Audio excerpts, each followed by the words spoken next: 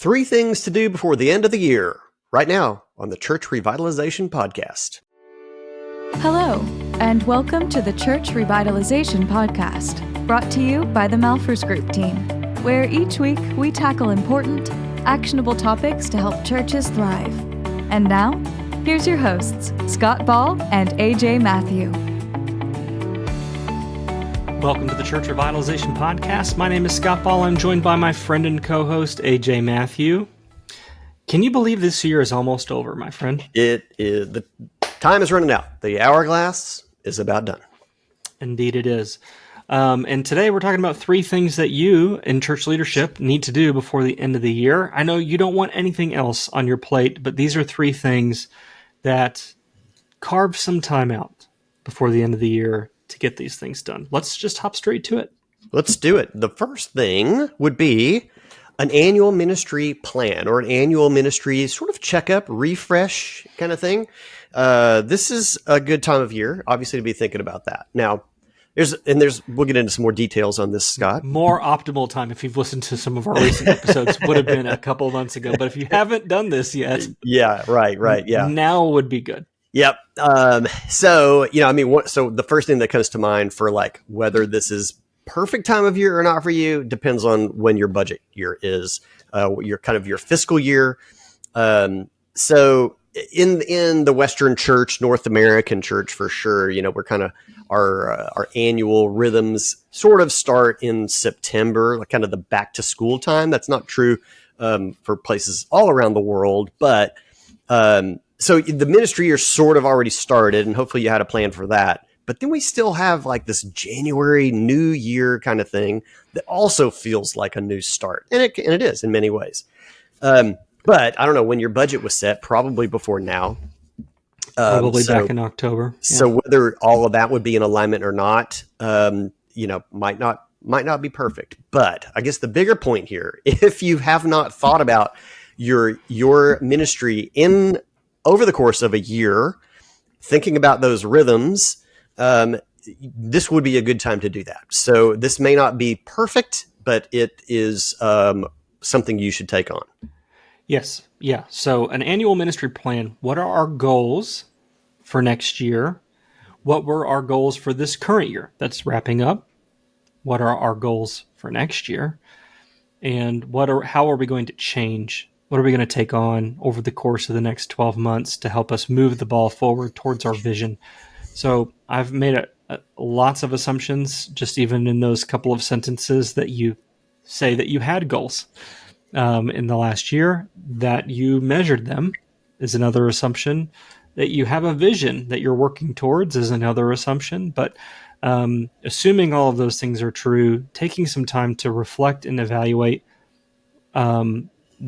what's happened over the course of the last 12 months, and then making a plan for the next 12 months and goals you're going to achieve. And if everything lined up and you can get your budget involved and aligning that all the better. But if you've passed all that and you've lost that opportunity, don't worry about it. It's still worthwhile to sit down and plan, particularly with your senior board or senior staff, depending on what the makeup of your church leadership is. Take the time to do that. Now, we actually ran a workshop on this, creating an annual ministry plan, just this past week in the Healthy Churches Toolkit. We spent 45 minutes, 50 minutes showing you a tool that you can use to help you build an annual ministry plan. And don't tell anybody I told you, but you can go to malfersgroup.com/toolkit and join for free for 7 days and watch that and download that resource. So don't tell anyone else, but you can do that for free. You're going to want to keep that subscription going, though, I think, once you get in there. For our Plus subscribers as well, we've got all of our training content in there so that you can get a better feel for mission in the church, values, discipleship pathway, and these are all part of that plan. Basic and Plus has access to. Oh, does Basic has that as well as Plus? Yeah, just a basic old plan. So you can get the strategic envisioning training, great, and also the workshops and all the resources in the library. You can just choose either sign one. Up, choose either one. If you have a Plus subscription, though, you have access to unlimited coaching. So if you get stuck, you can get some coaching help from our team. Yeah, but that's part of the details of this tool that we worked out was the alignment piece of it. So this isn't just throwing some random things down. This has true alignment to the mission, vision in the church, and especially alignment to your discipleship pathway, so that you're focusing on things that are going to really move the ball forward in all aspects of maturing believers in your church to become disciple makers. So all of these things connect together. And we've got a worksheet there for you to be able to show that and plan. So annual ministry plan. If you don't have that in place, go ahead and get that done. Don't wing it. Don't wing this meeting. Like, don't go, oh, let's just see how it's going to go. Use a process, use a system. Yeah. The tool that we have there inside the toolkit takes you through steps. Yeah. Do this first, then do this, then do this. We don't need to go through all that. You should just watch that workshop for 45 minutes and get all that detail. It is good. The second thing that you should be looking at right now, as of, this is coming out, second week of November. So this is releasing second week in November. We got about 6-7 weeks left in the year. The end of year giving would be a great thing to bring up with your people right now. But we got, and you might be like, yeah, we do that every year because we talk about, hey, come on, we're coming up short. Can you do that? And I got thoughts on that. So, I get two things I want to say. First of all, in the United States, we just had an election, and the economic markets have responded rather positively. So it's not a political statement. It's just a statement of market reality. That's right. There is an observation to be made right now if you're paying attention to economies, and people seem to be feeling as though things have greater value right now. They're willing to invest, and people are spending, and we're optimistic about their taxes for the next year. That's right. Yeah. And, also another reality is that the United States economy drives a lot of global markets as well. And so have a positive outlook in a lot of places. But here in the U.S., for sure. AKA, it's a good time to be asking for money. Is what you're saying. It is a good time to be asking for money. So that's kind of piece one. The other thing that I want to mention, though, is how you go about asking for money and what you're asking for money for. It is common to be at this point in the year, and perhaps your budget is teetering. Maybe you're a little bit short, and you come hat in hand to the congregation saying, if you could just give a little bit more, we can close this gap, and we'll close out the year well. And that works for some people some of the time, but that's not a good annual process to be into. We always say here, and it applies to several areas, but always lead from vision. And I would say always ask from vision. And so get your annual ministry plan done first. Come to your congregation and say, we are really excited about 2025, and here's a lot of the initiatives that we're going to be working on. You're going to be engaged in these things. We would love to see you be able to invest in that now before the end of the year, so that we will really be prepared at the beginning of 2025 to begin putting your gifts into place in these amazing kingdom initiatives that we've got coming up.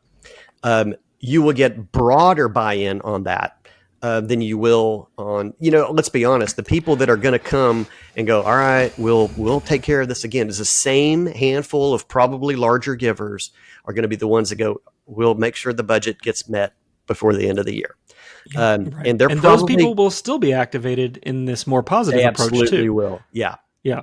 But now there might also be other people who would participate. Right. You're probably going to get more people, and you're going to not tire those other handful of people out. But believe me, they're tired of it.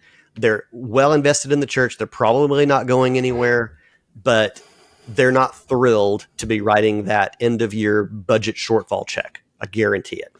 Not from that perspective, anyway. Yeah.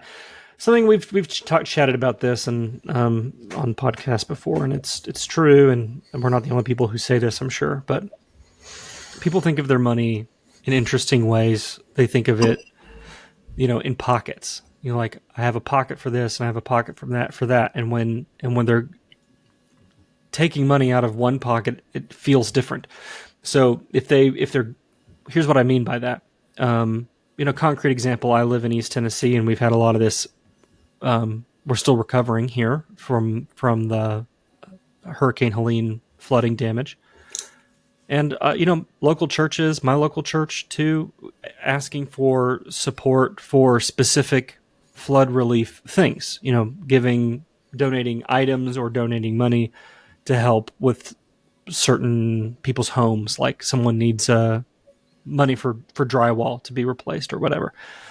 People are giving money hand over. I mean, they can't give their money away fast enough to those things.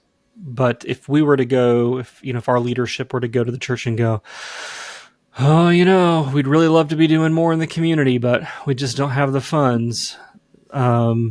People probably would give, but they'd be doing it out of feeling guilty about it or something. But when you're able to be specific, this person, this house is damaged. We want to replace the drywall, or we want to replace the bathroom fixtures that were destroyed.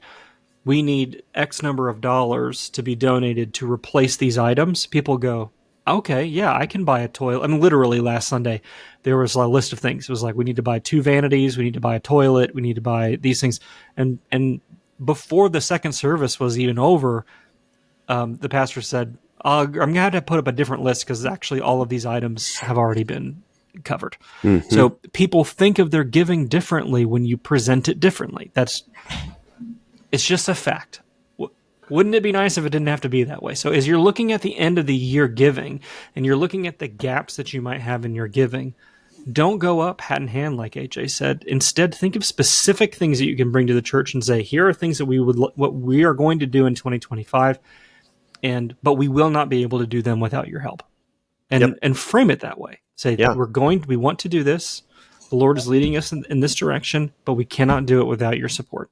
Yeah. And people will respond differently to that. And we're not talking about, we're 10% short on our budget. Help us out. Yeah. We're not talking semantics, and we're not talking manipulation. We're talking about you actually having a plan. Just being better at communication. It's not manipulation. It's just better communication. Yeah. But it's not just trying to spin. So we're going to do community stuff next year. I mean, have real things, that's what vision is. We have an actual plan for how we're going to do ministry locally and globally, and we talk about it. So, that goes back to the annual ministry plan. If you haven't taken the time to plan and it's business as usual, and you're asking for people to give extra money to cover business as usual, that's not very inspiring. Yeah. Have a plan. That's right. Yep. Do the plan first. Do the plan first. Yeah, go to the toolkit, see how to put the plan together. Yeah. All right. And then our last thing is, these are not necessarily all related, but, this week is 3 things to do before the end of the year. The last thing, have a plan, again, for your Christmas follow-up. It's that time of year again. It's that one of 2 times per year in which there'll be a lot of guests in church. People are fine inviting people on Christmas and Easter, and you're going to have some guests. Have a plan for that. Let's figure out, how are we going to communicate with them in a way that they're like, okay, maybe I would like to take a step towards you in relationship, you church, and I'll give you a little bit of contact information. Let's see where this goes. This was a good experience today or this evening. Let's kind of see maybe where this relationship could go. You don't do that without a plan. Know how you're going to talk about it, how you're going to ask, what information do you want to get, how are you going to get it, what are you going to do with that then? What are you going to invite them back to? I always say you should always be inviting them to something, and that something should not be come back next Sunday. That's not the invite. Invite them to something else, something interesting, something creative, something valuable to them. And begin forming a relationship. This is not terribly different from any other 2 humans beginning to form a relationship together. Let's start a conversation. Let's get to know each other. Maybe let's find some common interests. Same thing here. So and if you say, hey, we should do this again sometime, is code for we'll never do this again. Versus sitting down with someone and going, when are you free? Yeah, right. Exactly. It's a different kind of conversation. Yeah. I think with the Christmas follow-up, here would be my exhortation to you if you're listening to this. Assume right now, as you're listening to this podcast, 15 minutes in, assume that there are problems with your follow-up system. I'm not saying there are, but start with the base assumption that there are gaps in it. And then start to think about what are those gaps. Maybe it's an automation gap. There are too many things that are human dependent that when the system gets overwhelmed at Christmas time, between it being busy Christmas time and also the number of people that come into it, the system breaks down. Or maybe it's we don't really have a system. Maybe it's I don't know, but just assume that there's a gap in there, and then now is the time in November to be trying figuring out what that is and proactively work on it. My guess is that it's been several months since Easter and it's been a year since last Christmas, and you're not remembering how poorly the guest follow-up went last year, or the things that didn't go as well as you'd like to. Maybe it went fine, but you've forgotten, and whatever systems you've had, however duct taped they are together the rest of the year, it's insufficient for Christmas. So lead with the assumption that there are ways for your guest follow-up process to improve. It takes a little bit of time with your team, whether that be your staff team or a volunteer team or a board or whatever, to evaluate that system and fix it. Now, on December 5th, let me double check that date. I think that's a Thursday. Is that right, AJ? December 5th? Well, December 5th. Yes. Thursday, December 5th. that is a Thursday. At 1 p.m. Eastern, we're going to be doing another workshop at the Healthy Churches Toolkit, specifically on building a Christmas guest follow-up process. So we're going to be creating another tool for you to use to evaluate your follow-up process and to build one out that's going to be very effective. So if you're in the toolkit, you can go, well, great, I don't have to schedule a time between now and December 5th. I'll just have my whole team join me for that workshop, and we'll work on it then. That would be great. That could be your designated time to work on this, is December 5th. If you're not a part of the toolkit and you're like, stop telling me to join the toolkit, I'm not doing it, find some other time between now and Christmas to figure out what's wrong with your guest follow-up system and fix it. That's a good plan, Scott. So there you go. 3 things to do before the end of the year. Work on your annual ministry plan. Get a positive, future-focused, vision-oriented ask prepared for your church in the next month or so, and work on your Christmas follow-up plan, and capitalize on building relationships with people that are going to enter your church doors this Christmas that may not have otherwise. And that is some kingdom building work. I was going to say, and who may not have a relationship with the Lord. That's right. It's not about getting them to come to your church. It's about connecting them with the Savior. That is right. That's why these things are important. It's not about systems and numbers. It's about people. But you can't serve people well if you don't have a plan to serve them. Yeah, that's right. Be prepared to receive. And there you go. All right.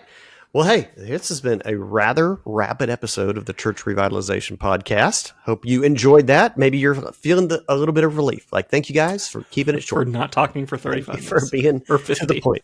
And this was episode 267. So you can go to malforsgroup.com/267 for today's show notes. You can watch the YouTube video there. You can listen to the audio.